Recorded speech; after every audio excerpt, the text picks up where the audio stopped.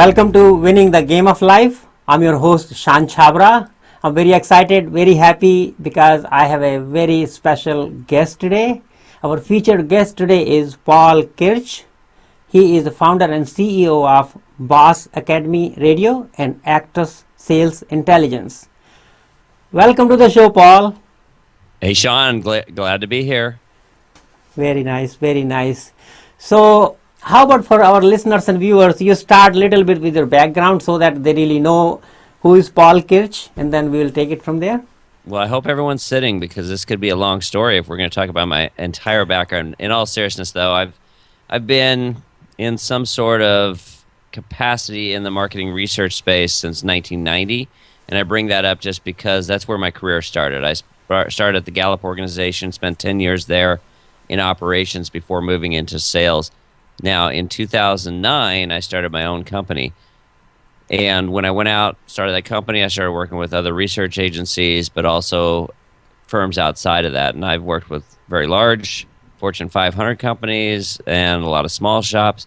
So my services have really been kind of broad in terms of perspective, but what I offer is pretty simple. That's sales training, sales consulting, lead generation, and some other things around just helping companies sell smarter. In fact, that's our motto, is we help you sell smarter. Now, my journey prior to that, I mentioned I started my career in the marketing research space, but I always, at the heart of everything I've ever done, knew I wanted to be self-employed. I wanted my own business. But I didn't grow up in an environment where I really felt empowered. I didn't have people that were good mentors as I was growing up to help me become an entrepreneur. I was kind of flying a little blind. And so when I finally did take the leap of faith, it was something that was kind of like I reached a point where there was no turning back. You know, Tony Robbins always talks about burning the boats when you get to the islands. I kind of feel like I burned the boats.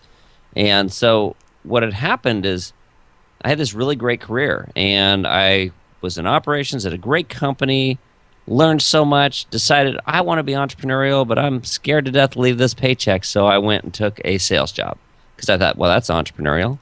I can kind of own my own book of business. I control my destiny. And it sort of was. It was very much an entrepreneurial type of role, but it wasn't the same.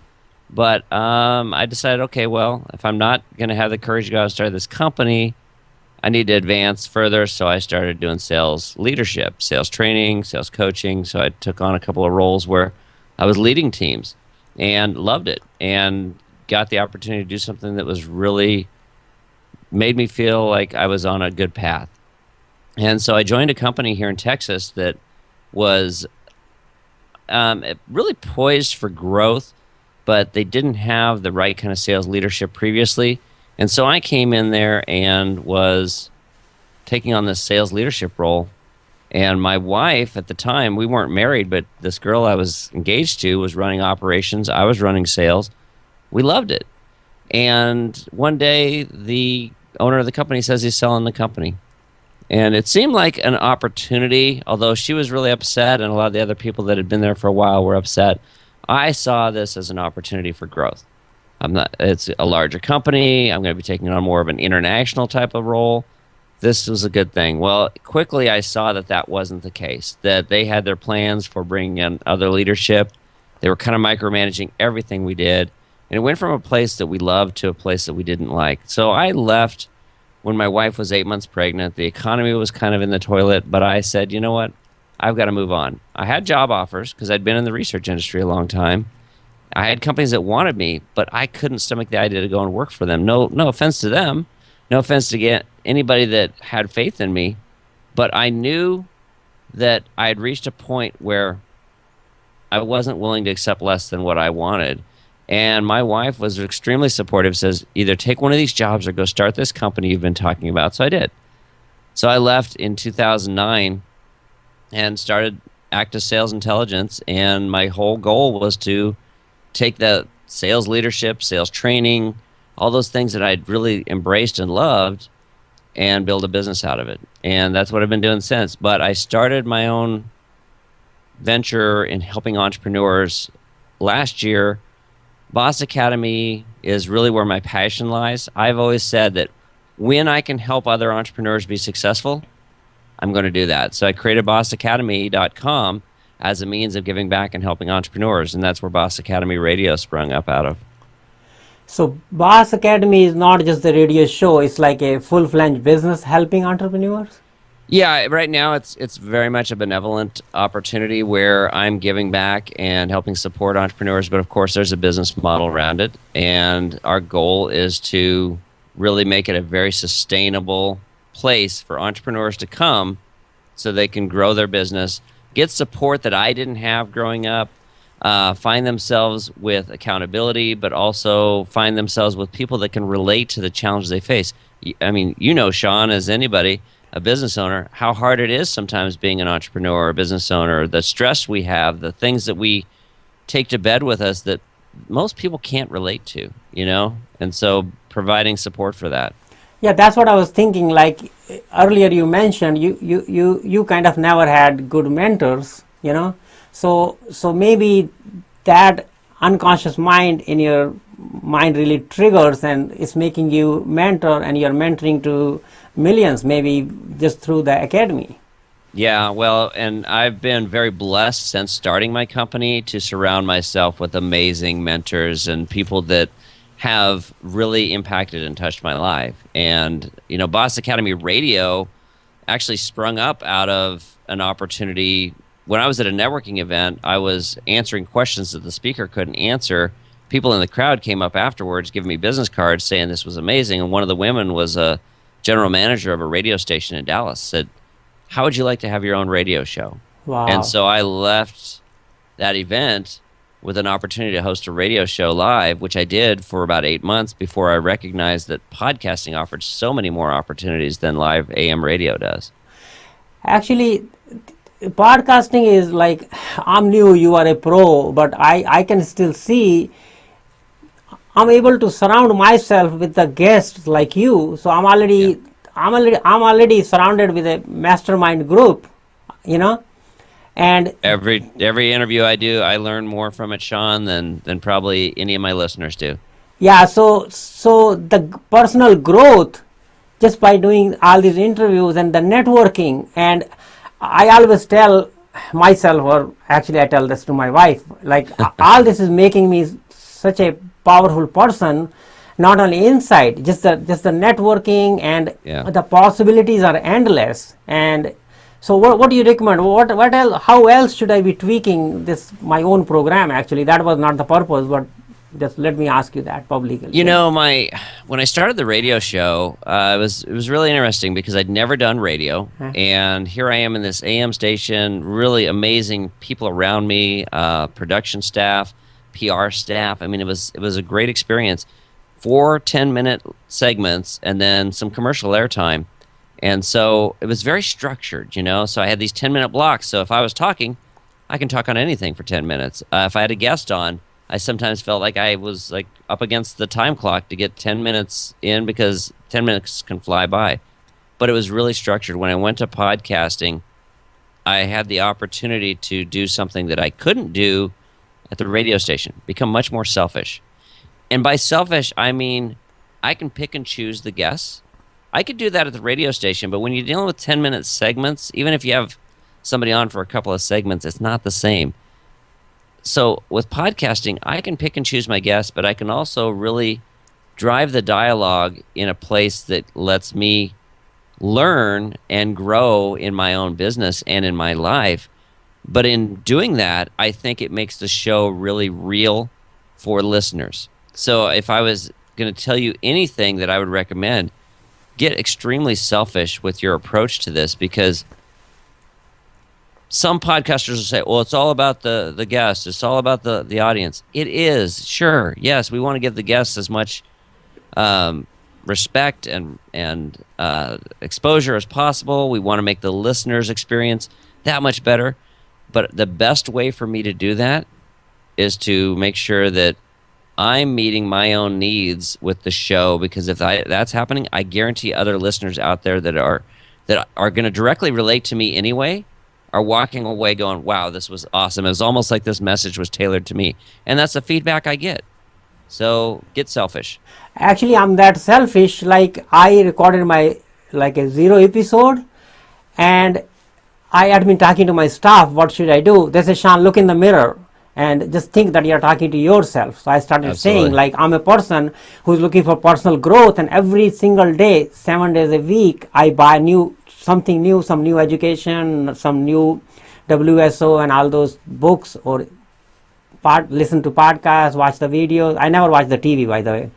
So I'm looking for the people who are like me. Every day they want to grow. They're hungry for more knowledge. They want to grow every single day. And the next morning, guess what? They're still looking for that. That's right.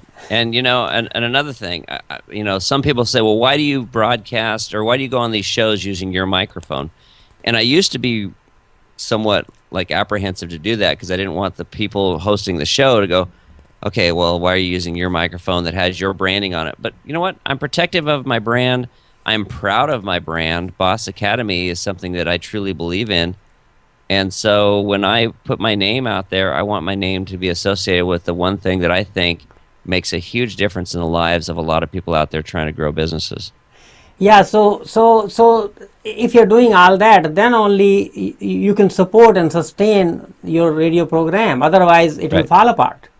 Right. Yeah. And it's funny. You think about rock bands. I remember one time Metallica one of the guys on Metallica was being interviewed, and they were being accused of being sellouts. Mm-hmm. And the one guy goes, "Yeah, we're sellouts. We sell out every stadium we go to."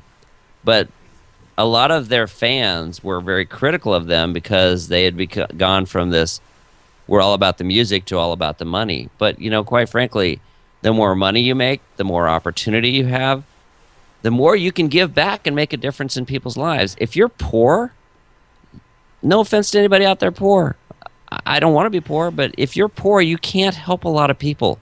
You can be there emotionally, you can be there spiritually, but you cannot make contributions. You can't, do anything to help them financially or to make a big splash in terms of giving back. So a lot of wealthy people get criticized because they have all this money. But you look at Bill Gates and what he's done through the Gates Foundation, and some of these people that have tons of money, that we criticize them, but they're the ones that are making the biggest impact in life. So, give back, make a difference. I mean, not only that, you said like if you don't have money, you can emotionally support other people.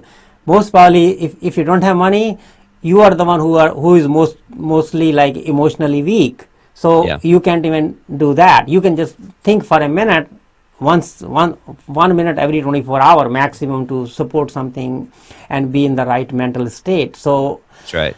So money is the media. With that, like you get all kind of powers. It's unfortunate, but that's how it is. Like, and that apart, like we were just talking about like how to be selfish and how to support our businesses. In the beginning, like before I launched, I talked to a lot of coaches, and I told them like English is my handicap, and I want to go through a lot of training. They say, Shawn, then you will change.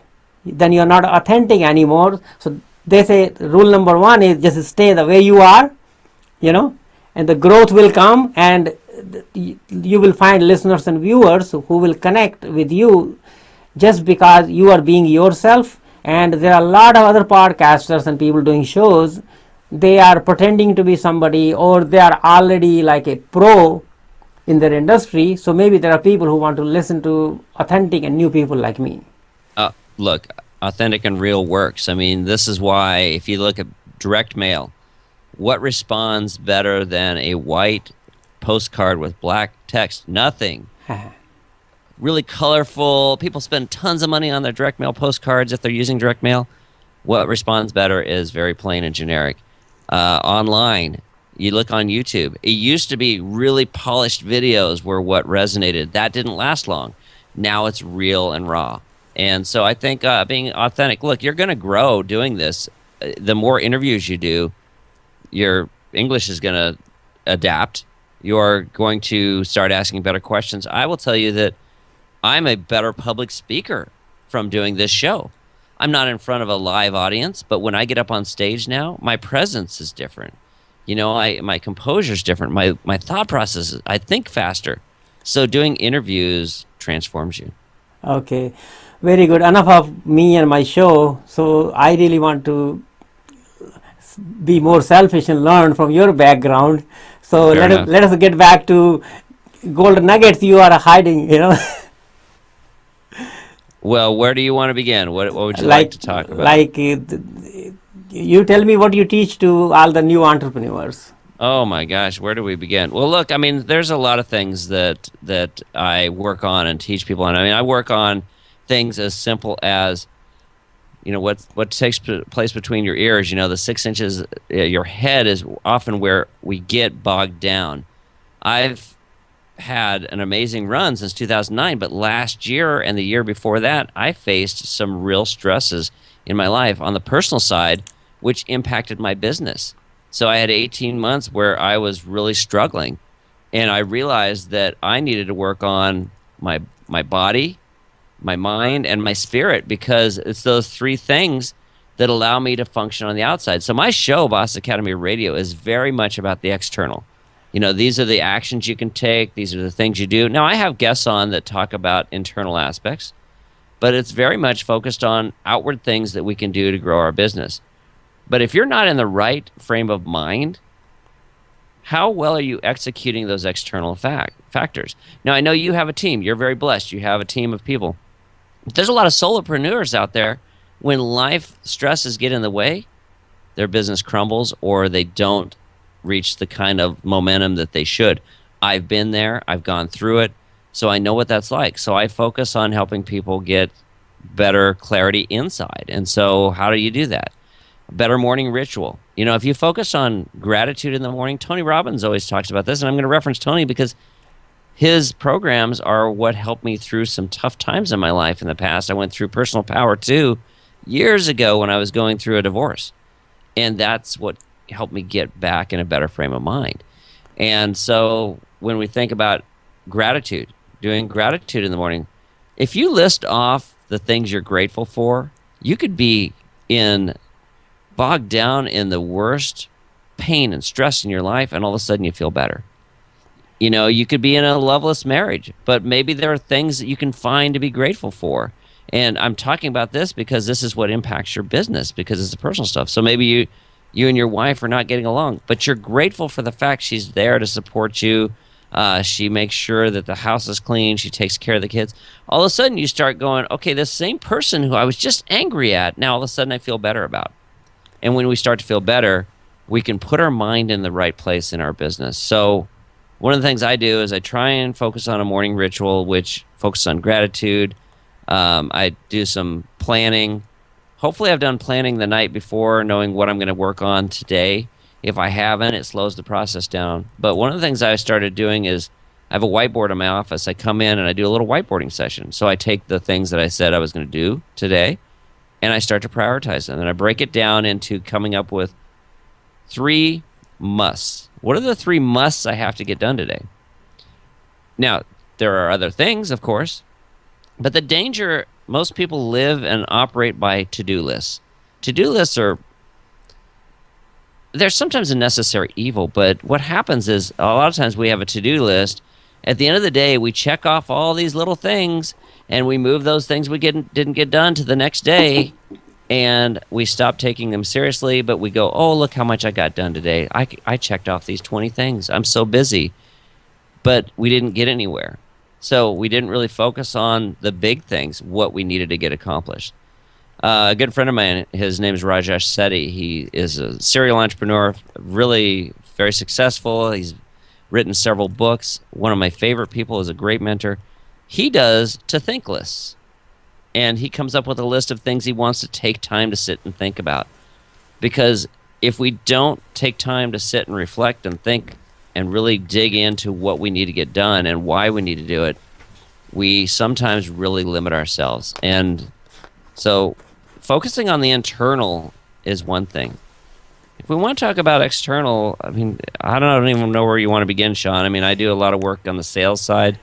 So helping people focus on better follow-up strategies, better outreach. If there's one thing that I truly believe in. Now, you're going to hear conflicting messages from some salespeople out there that are sales coaches say, "Oh, we follow up too much. We stalk people." This isn't about stalking, but if we want to engage somebody and they're not responsive, but we know they've expressed interest at some point, until that person tells me they're not interested, I have to make the assumption that they still are.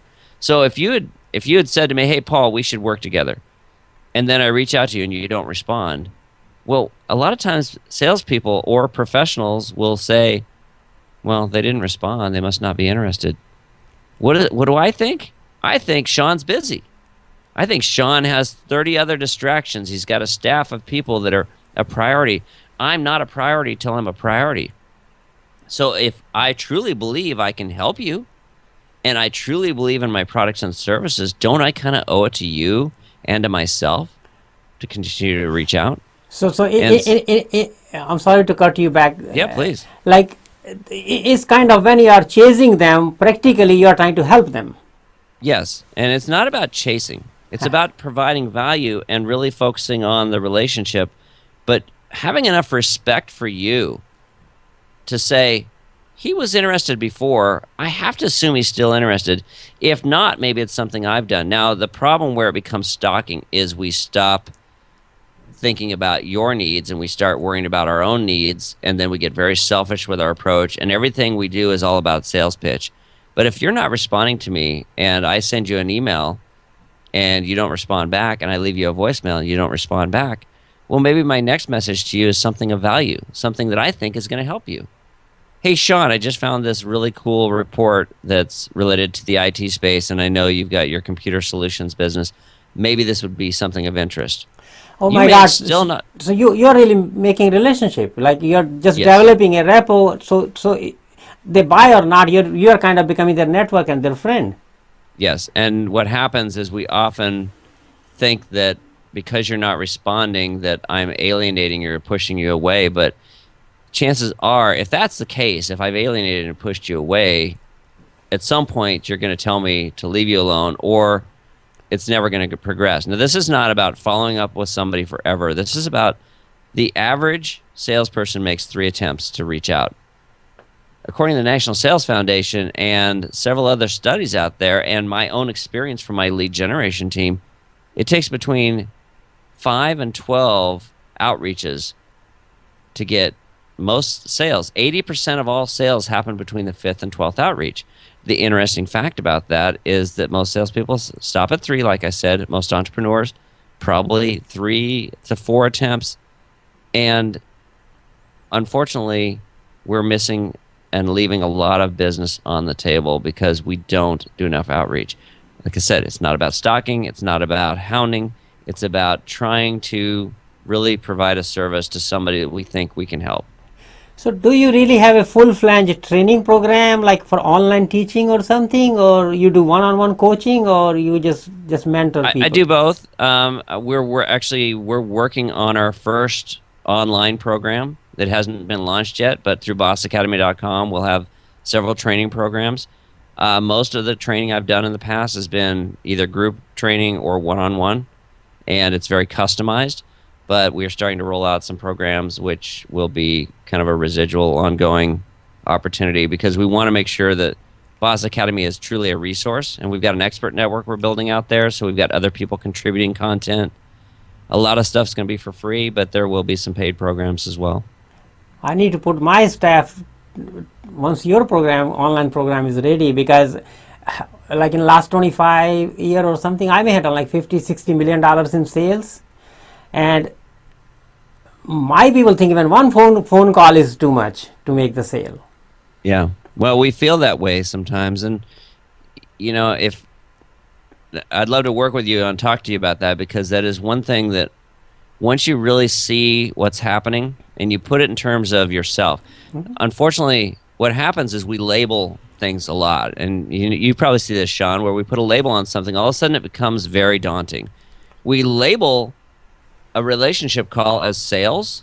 What happens? All of a sudden it's like, well, now it seems like, oh my God, I don't want to be a salesperson. I don't want to be seen as that. What happens is it's become something that it never was intended to be. If we focus on the relationship first, we focus on making friendships and earning trust, then it's no longer about sales, it's about the bigger picture. And recognizing that if we're serving them first by providing good services and being there for them, being very selfless in our approach, it is easy for a lot of people to adopt that. If they see sales as a selfish approach, it's all about me, me, me, me, well, that's what becomes very daunting, and a lot of people are really turned off by doing it. So sales should be really more selfless and less selfish. I'm talking about, like, I started my computer business in 1999. I mean, this show is now not about me, but at least people can relate, where I'm just learning from you today. Yeah. Like, I was a basement business, one-person business. And one day, Yeah. IBM called, the big IBM company. And they say, Shawn, you have this AC adapter on your website, and we need thousands of those. I just gave them the price. I say, it have my brand name, Sudershan Chhabra, printed on there. They said, we don't care. We got hungry customers because they got some off-lease product. They must provide AC adapters. Otherwise, they will lose a lot of money on the warranty services. Yeah. They made me get those manufactured in China, and they paid more for the overnight shipping for all the 3 or 4 shipments of like 2,000 pieces each or something.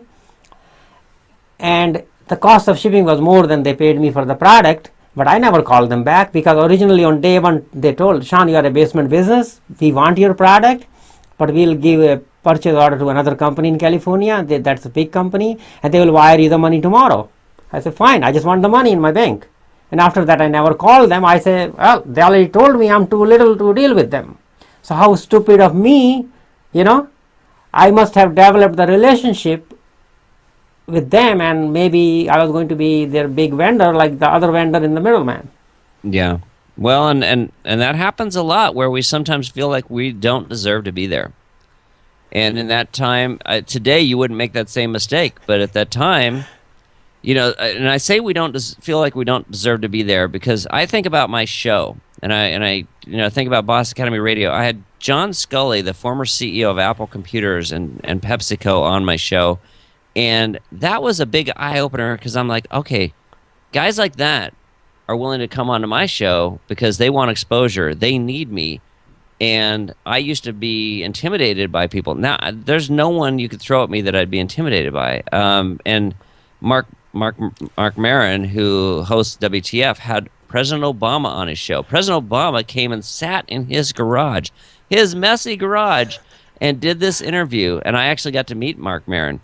And, it's become a place where podcasting and some of the things we do give us exposure to amazing people. But what we see is that, I'm a smart guy. I know a lot. And I've spent almost 30 years in business getting to the point, not quite, but getting to the point where I have a lot of knowledge. And I sometimes forget that. And we often are guilty of forgetting what we know.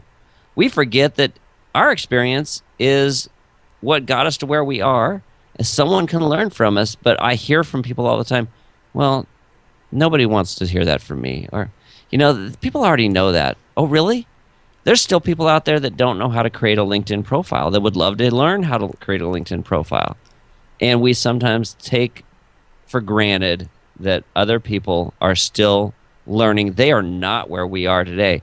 I think about my own experience. When I discovered online marketing, I was exposed to Jeff Walker, Frank Kern, all these guys. Well, I now know so much about what they do that some of it just comes natural. But just a few years ago, I didn't know any of it. And a lot of people still don't. They're where I was a few years ago. So that's another great lesson, is stop forgetting that you have a lot of experience and a lot of value. You deserve to be there. Actually, I'll show you one of my book. I don't know, you can read there. Yes. Get published, get noticed. I love it. So I teach people, like, they should get published, they should promote themselves and their business, and they should share their experiences, or at least people will know what you know. So most of the small businesses I talk, they say, I know nothing, that's why I'm failing. I said, no, you know a lot of things are so obvious to you, you think they are obvious to everybody. A lot of things are common sense for you. You learn over the years. Like, for example, I came from a different background. my path or my growth or whatever I did all my life, there's only one Shawn Chhabra. There's nobody else who can replicate and just know everything I know. So when you're putting all that information out there, I'm sure even if you can inspire one person to take some good action, I think that's worth. Well, and that's the thing is if you get past the point of, well, why would anybody want to hear from me, or what would I write about, or what would I talk about? You get past that and you touch one person, it becomes a little bit of an addictive process. Once you see that something you took for granted, it's funny. You'll sometimes do something really complex, and somebody will walk away with the most simple thing, and you go, that's what you took away from that? But that's because that's what resonated with them.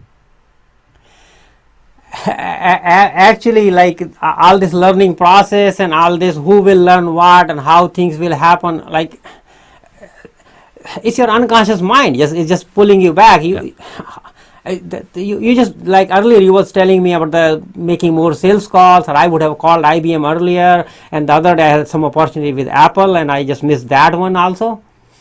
So all those things are simply telling me I'm just trying to learn right now and just consciously say so that I really fix it. It's just a mindset. Just mindset need to be changed. It's a lot mindset, and I battle it all the time myself. There are things in my business that I know that if I could get past, it would make a huge impact, or that if I could prioritize.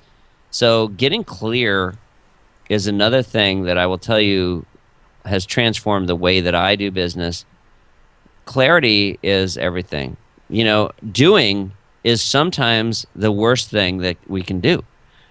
We do, but we don't think, and we don't take the time to get clear on what we're really trying to accomplish. So we're going down a path, we're kind of going down this zigzag, we're all over the place. Whereas if we know that, okay, here's my destination, I'm driving to my destination, wow, we circumvent so many stresses and failures by just getting clear. Yeah, I always tell them, use your internal GPS, like your gut positioning system. Yeah, I like it. Gut positioning system, that's awesome. I teach them, damn, you want to go reach here, like on a smaller task, you may be going zigzag here and there, as long as leading you in the right direction and you're not going the wrong direction. That's good enough. You don't have to check like every single task immediately took you to the next level or not. As long as it's geared towards the same direction, just tweak a little bit more and you will be there before you know. Yeah, and the other thing that I think a lot of people are afraid of, and I was afraid of it, when I didn't start my company for 21 years because I was married to a paycheck and I didn't have the courage to go out and do it. When I did, it hasn't all been rosy. I've had a lot of, you could call them small failures, some big failures, mistakes, but you think about that runner that's out there that trips and falls. There's a video of this woman. She falls and she picks herself back up. She falls again. She picks herself back up. She keeps falling until she gets to the finish line. But if you're falling forward, you're always moving towards the finish line.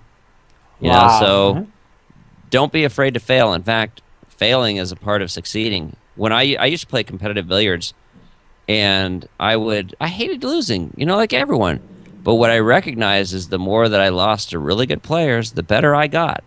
And at some point, I was beating those really good players. And so learning to lose allows you to win. And don't embrace losing, but embrace the idea that as long as you're losing and learning, you're winning. I mean, every time you're tripping over something, you're learning something. So that's right. So at least you fail on some little task or any activity, you already know what doesn't work. That's right. I mean, it's like you was like doing paycheck to paycheck job. So literally, you was feeling comfortable. Doesn't matter how much money you was making. You didn't want to just jump out of that and do something. Well, yeah, and you get married, you got a house, and all of a sudden it's like those are no longer the things that you feel like you're willing to sacrifice. And it took a pretty big turning point for me and a supportive wife that allowed me to get the courage to take that leap.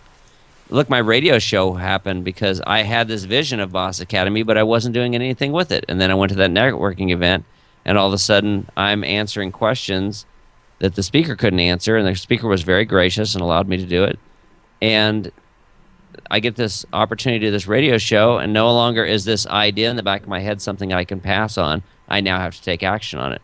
Sometimes the universe throws us things that we want, but we're not doing on our own, and we miss those opportunities. IBM calling you was probably an opportunity that you didn't take advantage of at the time that might have transformed your business. Now, granted, you've had success since then. You probably wouldn't be where you are today, but sometimes we ignore the opportunities. We ask, there's a great joke. It's like this guy prays every day, please let me win the lottery, Lord. Please let me win the lottery every day. And eventually he says, please let me win the lottery, Lord. And the Lord looks down upon him and says, I was trying to let you win the lottery, but you haven't bought a ticket. So it's kind of that type of mindset where we sometimes ask for things, they get thrown at us, and we ignore it because we're scared. I always tell people like a horse and buggy, you need blinders, or you have to be consciously looking. Like I always give people example. If you're a pilot and flying an aeroplane and the whole blue sky, you will never see another plane unless you look section by section and start focusing area by area, zone by zone.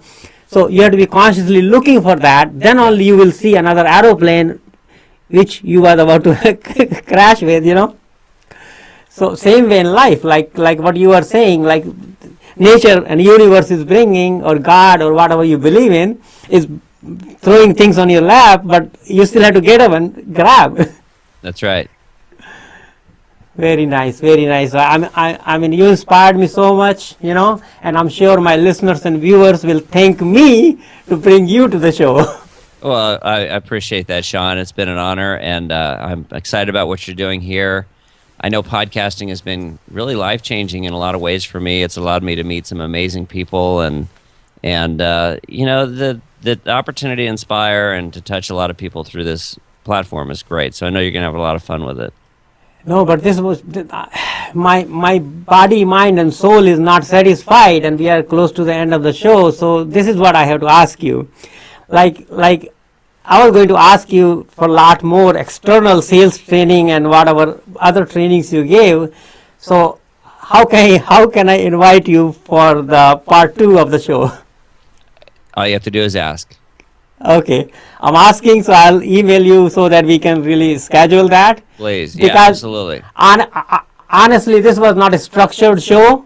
I just wanted to chat with you, open-hearted, and I just assume, like, when you are telling your story, so I'm just listening it first time, just like my listeners and viewers. So whatever will be coming to their mind, that's what I'm a human being. So whatever is coming to my mind, and I lead the show this way. Yes. Well, I personally love shows that allow open dialogue. Ones that use canned questions, I'm not a fan of. There's some very successful shows out there that do it, but I find that where this really creates the most opportunities, where it's engaging, it's real, and you can be a little selfish in your approach, because what resonates with you is probably going to resonate with your listeners because they're connected to you anyway. I do want to leave you with one point, going back to what we talked about earlier when I was talking about follow-up. A great thing to take away from that is, remember one thing: a lack of response does not equal a lack of interest. And we often forget that when people don't respond, they're busy. So a lack of response does not equal a lack of interest. Because all day they got their own priorities and other tasks, and they're jumping task to task, and until that becomes their priority, but once it becomes their priority, your name is there. Well, and have you ever met somebody at a networking event who you have an amazing conversation with? They give you their card, you get back, you're excited because, wow, this is going to be huge. They had such a great dialogue with me. You call them, they don't answer. They don't respond to your emails, and it seems like they are now turned off. No, they got back, and the excitement of that event is no longer there. They're dealing with their boss yelling at them, or they're dealing with the stress of things at home. You're not the priority that you were at that event, because you were a captive audience there. So get on their calendar. Schedule time instead of just getting their business card. Honestly, if that happens to me, I'm always thinking, they were becoming so nice to me. They don't give a damn about me. They don't even reply my emails. That's right. Get it on their calendar, though, and all of a sudden it all changes. My feeling, it hurts. Of course. This is why a lot of people hate networking events. Or they go there and they talk to one person for the whole night because they had an easy conversation, and they're afraid to go out and make other contacts. Get on their calendar. Okay, yeah, that's a gold nugget. It will go in the show notes. I had to give you something. Yeah, thank you. Next time I'll take the diamonds and gold buckets. Outstanding. Okay, how about at least you tell my listeners and viewers because this will be an audio podcast and video podcast both. So I always have to say my listeners and viewers. So how they can reach you, so that I'll put all the links and everything. But at least the easiest way is to go to bossacademy.com and subscribe, or you can send me an email directly. If you send it to info@bossacademy.com, I do get all of those, and my team will actually make sure that I get access to anything that comes through. If you're interested in learning more, feel free. But bossacademy.com. Would love to have you listen to some of the shows, and everything we do, it's about business ownership success strategies. That's what BOSS stands for, and I really truly believe that we can actually help entrepreneurs change the world, and every entrepreneur that gives up on their dream and goes back and takes a job hurts us, so we want to be the last boss you'll ever need. Hey guys, go and subscribe to the last boss you will ever need. So thank you very much. Thank you, Shawn. Thank you for coming, and thanks for listening.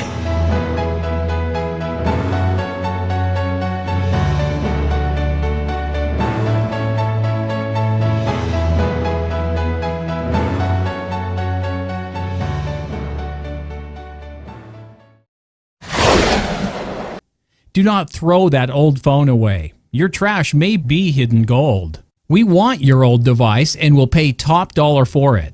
Our process is as easy as 1, 2, 3. We offer no obligation sales. If you have a problem with the price that we gave you, we will return the device to you at no charge. Fast payment, free shipping, free data wipe, risk-free transaction. Buybackqueen.com.